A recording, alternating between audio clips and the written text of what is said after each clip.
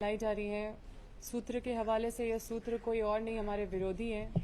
कहीं हम देख रहे हैं कि कोई 200 एकड़ की मालकिन हमको बना दे रहे हैं, तो कोई कुछ बना दे रहे हैं, तो कोई पता नहीं मुंबई से मेरा लिंक कर रहे हैं कि वहाँ पे मेरा कोई बंगलो है, तो पता नहीं कहाँ क्या है।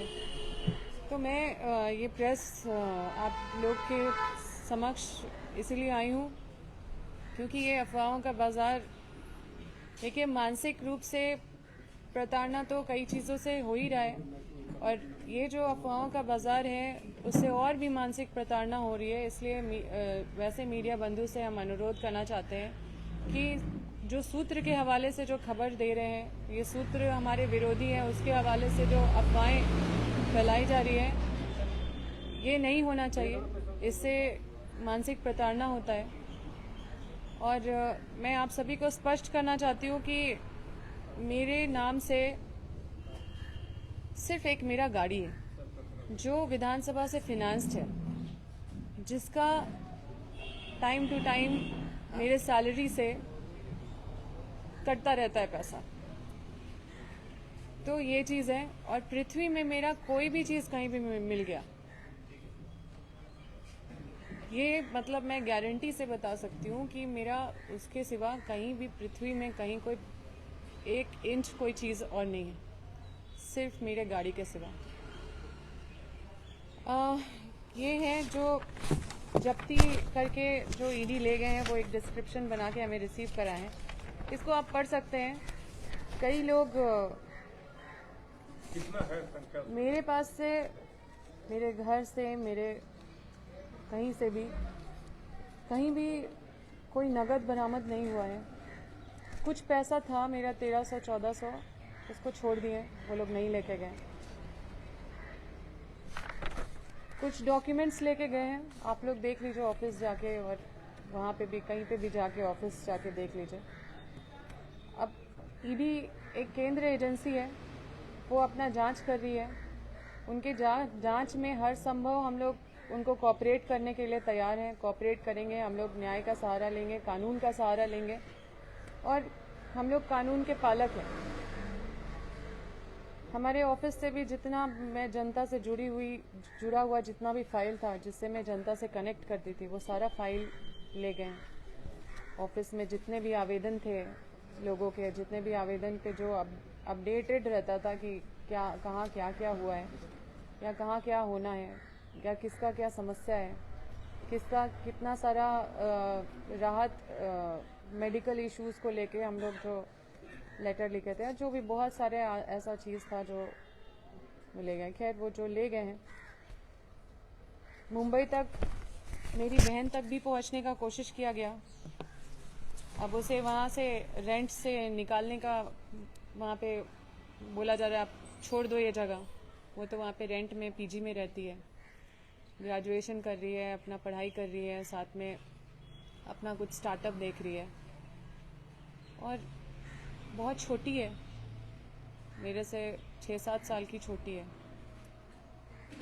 तो वो भी रोते रोते कॉल किए। तो हम लोग मानसिक प्रताड़ना से ऑब्वियसली मतलब हम लोग गुजर रहे हैं। तो आप लोग से बस यही अनुरोध करेंगे कि किसी भी तरह का अफवाह ना उड़ाए। आप हमसे जो भी मांगेंगे, जहाँ का भी सीजर लिस्ट मांगेंगे, जहाँ का भी क्या क्या सीजर किया है, हम आपको ये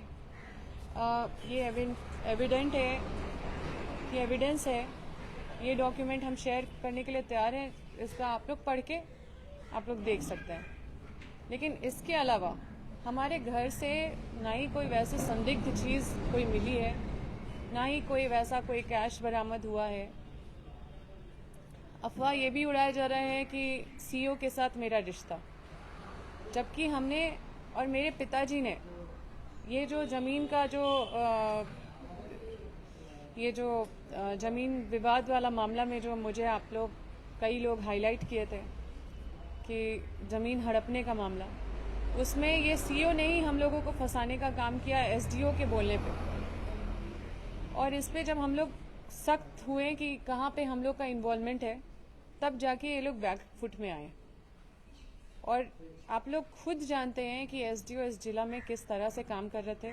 वो यहाँ पे चीफ सेक्रेटरी थे, डीसी से भी ज़्यादा पावर रखने का उनका पावर था, और वो उनको संरक्षण उतना पूर्व के सीएस दिए थे। तो ये सारा चीज़ आप लोग भी जानते हैं, इसलिए मेरा नाम किसी भ्रष्ट अफसर के साथ ना जोड़ें। हम हमेशा भ्रष्टाचार के खिलाफ हैं और हमेशा आवाज़ उठाते रहे हैं। जो भी जनता का काम अगर नहीं होता या जो भी होता तो उस पर हमेशा लड़ते रहें। इन सब चीज़ों को लेके हम सोचे कि आप लोगों को प्रेस कॉन्फ्रेंस करें और आप लोगों को स्पष्ट करें कि मेरे नाम से अगर कहीं भी पृथ्वी में कुछ और मिल जाए, मेरा गाड़ी छोड़ के, जो गाड़ी मेरे को फिनांस किया गया है विधानसभा से और उसका इंस्टॉलमेंट मेरे सैलरी से कटता है, उसके सिवा कुछ भी अगर मेरा पृथ्वी में मिल जाए तो आप मुझे गलत ठहरा सकते हैं। और ईडी जो भी डॉक्यूमेंट ले गई है उस पर हम लोग से जो भी पूछताछ करेगी, जहाँ भी जो संबंधित लोग हैं वो अपना जवाब देंगे। लेकिन मैं अपना चीज़ आप लोगों को स्पष्ट कर रही हूँ ताकि ये अफवाहों का बाजार उड़ा के, क्योंकि चुनाव आ रहा है, कई विरोधी लगे हुए हैं, आप लोग को भी मिसगाइड करेंगे, लेकिन आप लोग मिसगाइड मत होइएगा। जो एविडेंस है, जो डॉक्यूमेंट है, जो ऑफिशियल डॉक्यूमेंट है, सब कुछ हम लोग आप लोग के साथ शेयर करने के लिए तैयार हैं। Thank you. राजनीतिक में आप रहेंगी, जैसे आपकी मम्मी या पापा का कहना है कि राजनीति के कारण मेरा पूरा परिवार बर्बाद हो गया। जब से हम लोग राजनीतिक में आए मेरा फैमिली बर्बाद हो गया, परेशान हुए, राज्य बदल भी हो गए हम लोग। तो आगे आपका क्या फ्यूचर प्लान है इस घटनाक्रम के बाद? देखिए, इस घटना से तो बहुत आहत है। मेरी बहन भी काफ़ी रोते रोते फ़ोन की कि उसको भी काफ़ी परेशानी हुई। हम लोग किसी को संपर्क नहीं कर पा रहे हैं, सबके फ़ोन सीज कर लिए गए हैं, पूरे मेरे गांव से लेकर मेरी दादी से लेकर सब। तो निश्चित रूप से एक प्रताड़ना जब अपने ऊपर होता है तो सह लेते हैं। मेरे साथ जो करना है वो करे, हम सह लेंगे। लेकिन अगर मेरी माँ के साथ हो, अगर मेरी छोटी बहन के साथ हो, मेरी दादी के साथ हो, वैसे लोग के साथ हो जो सीधे साधे और मतलब जो इन सब चीज़ों से बहुत परेशान हो जाते हैं, बहुत विचलित हो जाते हैं, तो निश्चित रूप से एक मानसिक प्रताड़ना होती है। और इस चीज़ को एज ए चैलेंज स्वीकार भी कर रहे हैं। और देखिए, हमें लोगों ने यहाँ तक पहुँचाया है और हम बहुत संघर्ष करके यहाँ तक आए। बहुत आसान रास्ता नहीं था, बहुत सारे चुनौतियों को पार करके आए हैं। जब हम कुछ नहीं जानते थे, जब किताबों तक सीमित थे, तब हम सार्वजनिक जीवन में सीधा मतलब हमें एक्सपोज कर दिया गया। उस समय भी मेरे कोई गुरु नहीं थे, मेरे कोई राजनीतिक सलाहकार नहीं थे, कोई मेरा कोई गार्जियन नहीं थे, क्योंकि मेरा पूरा फैमिली जेल में था। और साल भर 3 साल तक 4 साल तक मेरे विधायक होने के बाद भी मेरा पूरे परिवार जेल में रहा। अभी हाल फिलहाल मेरे माता पिता निकले हैं। मैंने अपने सूझबूझ से पूरा अपना राजनीतिक शुरू किया। कोई मुझे बताने वाला, सिखाने वाला नहीं था। मुझे जो सही लगा, मैं अपना दिल साफ, मन साफ था, लोगों की सेवा में ही, मतलब जैसे जैसे लोग आए, जैसे जैसे लोगों का समस्या था, हम जैसे उसको डील कर सकते थे, जैसे उसको सॉल्व करने के लिए जिस तरह से बढ़ सकते थे, वैसे हम पढ़े। बहुत कुछ सीखे हैं, बहुत कुछ इन चुनौतियों ने बहुत कुछ सिखाया है, मजबूत बनाया है। कैसे अपने इमोशंस को हैंडल करना है, ये सीखा है हमने आगे। और ये भी अनुभव किया है कि राजनीतिक बिल्कुल कठिन चीज़ है आज के दौर पे। और अगर आप एक संघर्षशील नेता हैं और आप जनता की लड़ाई लड़ते हैं, तो आपको ख़त्म करने के लिए पूरा सिस्टम लग जाता है ऐसे दौर पे। तो ये एक अलग विषय है। और अब हम लोग इस जांच में पूरा सहयोग करेंगे, केंद्रीय एजेंसी है। बाकी आगे क्या होगा वो राम भगवान जानते हैं। मैडम, पर आरोप लग रहा है कि बालू और जमीन आपके बड़का गांव के इशारे पे चलता है। देखिए, एक बात स्पष्ट है, मेरे क्षेत्र में बालू है, मेरे क्षेत्र में कोयला है, मेरे क्षेत्र में और क्या बोले आप, जमीन। देखिए मेरे क्षेत्र में क्योंकि वहाँ पे अवेलेबल है, लोग बालू ज़रूर उठाते हैं, कोयला उठाते हैं, सब अपना व्यापारी करते हैं, ये करते हैं। हम लोग का डायरेक्ट कोई इन्वॉल्वमेंट नहीं है किसी भी चीज़ से।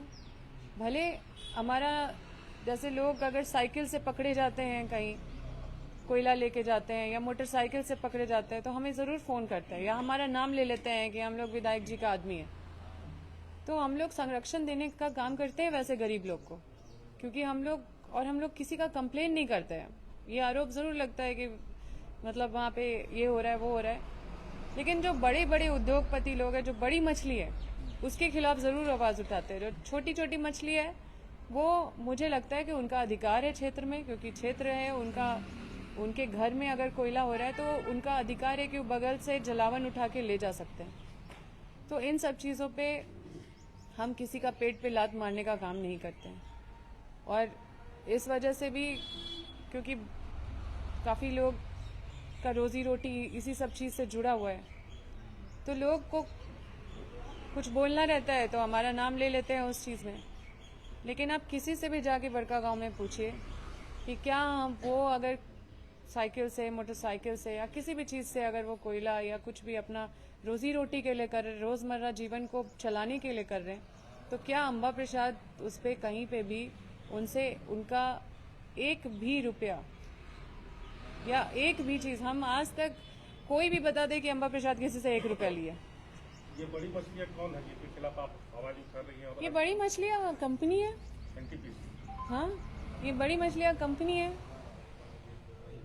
आपने बहुत बड़ा आरोप लगाया है कि भारतीय जनता पार्टी और राष्ट्रीय स्वयं सेवक संघ के कार्यकर्ताओं ने आपको हजारीबाग लोकसभा और चतरा लोकसभा से चुनाव लड़ने का हौसला दिया, तो वे कौन लोग थे, उनका नाम? देखिए हम इनका रिस्पेक्ट करते हैं इस, और ये लोग क्योंकि किसी जान पहचान के ये से आए, तो हम चाहेंगे कि आप विपक्ष से पूछिए, क्योंकि मतलब हम लोग छीछा लेदर करने वाले लोग नहीं हैं।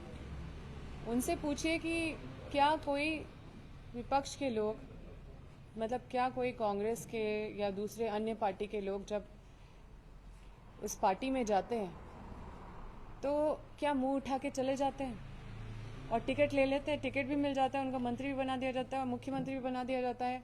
तो ऐसे लोग से नेगोशिएट कौन करता है? कोई ना कोई तो इनसे मिलता होगा, कोई ना कोई तो इनके पास आते होंगे बात करने के लिए, इनको मोटिवेट करने के लिए, तरह तरह की चीज़ों को करने के लिए।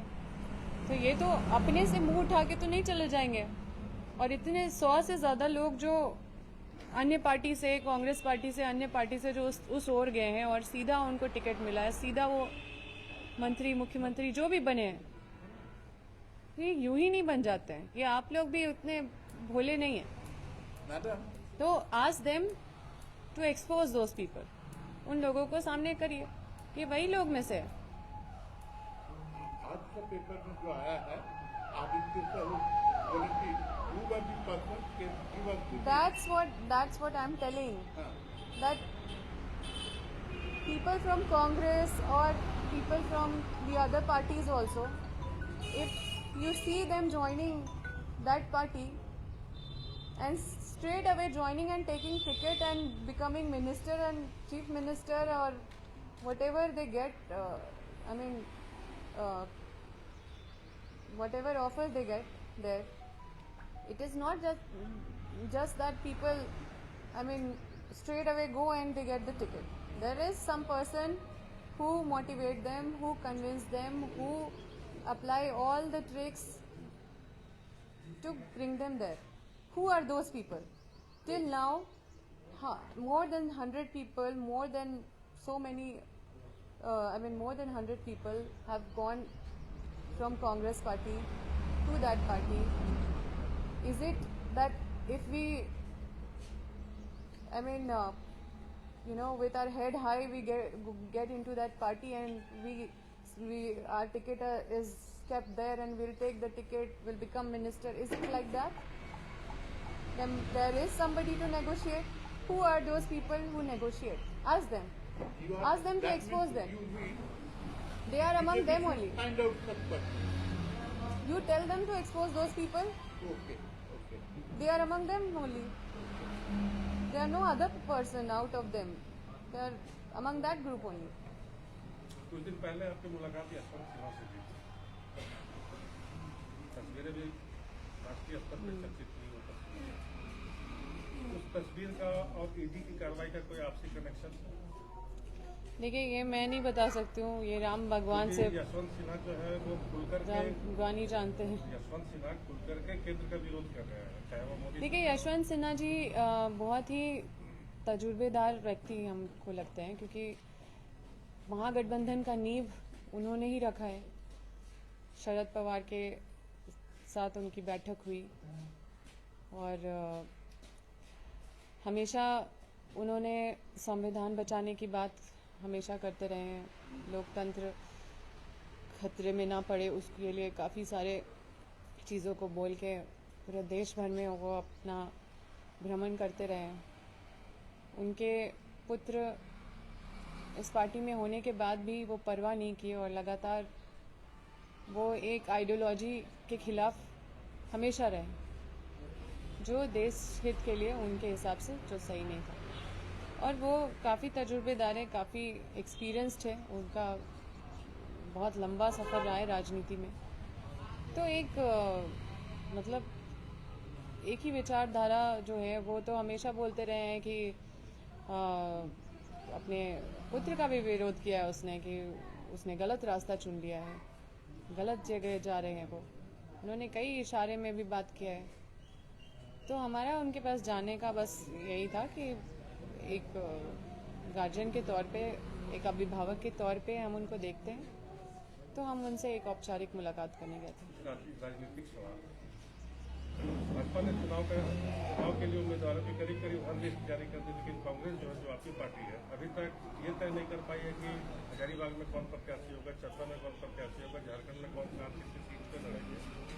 ऐसी स्थिति में देखिए प्रत्याशी तो आप ही लोग डिक्लेयर कर रहे हैं, हम लोग तो लेकिन हम लोग तो अफवाहों पर चलते हैं, लेकिन आप एक मजबूत नेता है, अपनी पार्टी की युवा नेता है और झारखंड में आपकी एक अलग पहचान है।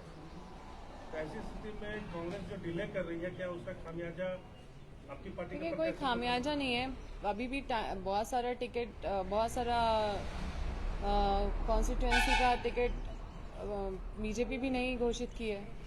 जहां उसको घोषित करना था कर दी। सब अपने पार्टी के हिसाब से होता है। अभी बहुत टाइम है, अभी भी काफी टाइम है टिकट घोषणा करने के लिए, तो समय से हो जाएगा। See, we are political people. We have to fight election as per the people's demand, and we would want to attain more power so that we can give more power to people. So this is always in, matlab by default it is there, applicable in politics. So whosoever gets opportunity to fight and grow more in politics would always want to grab that opportunity, want to go for that opportunity. BJP So के it ultimately what party decides would be the thing that would be acceptable for all of us. BJP के washing machine में जाना चाहेंगे आप? ऐसा कोई इरादा है? ईडी के बाद कौन से वॉशिंग मशीन में जाना होगा? हम तो खुद वॉशिंग मशीन है। आप ही लोग खुद कहती है, विपक्षी कांग्रेस कहती है कि बीजेपी एक वॉशिंग मशीन है जिसमें भ्रष्ट लोग जाते हैं और वहां से दूर करके उसकी पार्टी में वो फिर स्वच्छ हो जाते हैं। ये आपकी पार्टी देखिए, मुझ पे विपक्ष के लोग आरोप कल जो मुझे बताया गया, कोई रंगदार बोल रहा है, कोई कुछ बोल रहा है, किसका क्या ले लिए हैं? एक नाम के साथ बस ये बोल रहे हैं फलाना मोहन है, मोहन मातो, सोहन मातो, या कोई फलाना राजेंद्र प्रजापति, मतलब नाम बता दे फॉर एग्जाम्पल, कि कोई एक आदमी है जिसका हम कुछ लिए या किसी से कुछ परेशानी हुआ है। मतलब देखिए, जो चीज़ धुंधला ये लोग पेश करते हैं ना, धुंधला हमेशा झूठा होता है और जो सच होता है वो चमकता है। दूर से आप देख सकते हैं कि वो क्या है। जो चीज़ नहीं दिख रहा है वो धुंधला है और जो धुंधला है वो झूठ है। तो झूठ और सच में अंतर होता है ना। मेरे सवाल का जवाब नहीं मिला। बीजेपी के वॉशिंग मशीन में जाने का कोई इरादा है? देखिए, हर चीज़ हमने स्पष्ट कर दिया है। आप राजनीतिक इस तरह का सवाल कर रहे हैं। राजनीतिक में कुछ भी हो सकता है। नहीं नहीं नहीं, ऐसा नहीं है। मैडम, ये पूरा जो हुआ रूप, तो आप किस रूप में देखते हैं? अगर ब्रीफ में बात किया जाए तो किस रूप में आप देख रहे हैं? और जो डॉक्यूमेंट्स उन्होंने सीज किया, आखिर वो डॉक्यूमेंट्स है क्या, जो आरोप लग रहे हैं बहुत देखिए, हमने ऑलरेडी बता दिया है कि डॉक्यूमेंट्स सारे जिससे हम पब्लिक से कनेक्ट करते थे वो सारे डॉक्यूमेंट है, आवेदन है, आवेदन पे जो कार्रवाई हुई वो है, सब कुछ है।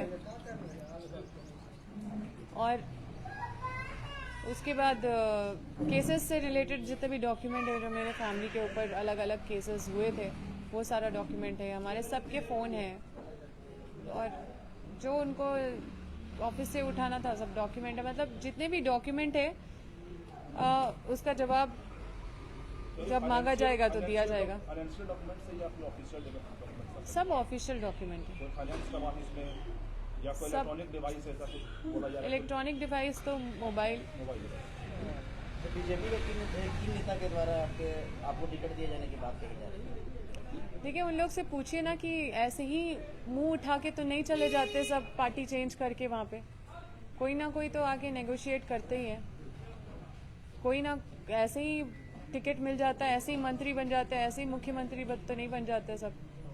कुछ तो किसी के बीच बात होता है, कोई ना कोई तो आता है मोटिवेट करने के लिए, बात करने के लिए, समझाने के लिए, अपने ट्रिक्स अप्लाई करने के लिए कोई ना कोई तो रहते हैं। ये कोई अदृश्य व्यक्ति नहीं है। और आप पूरे राज्य में और पूरे देश में देखिए जो इधर से उधर हो रहे हैं, और जो सिर्फ इधर से उधर नहीं हो रहा, सरकारें भी गिराई जा रही हैं और कई चीज़ें हो रही हैं। तो ये बैठे बैठे तो नहीं हो जाता है। तो ये सब चीज़ बेतुकी चीज़ें उनको बोलिए खुद वो एक्सपोज कर दे तो ज़्यादा अच्छा आप लोग को जवाब मिलेगा। ठीक है। आपको बोलिए डॉक्टर से नहीं है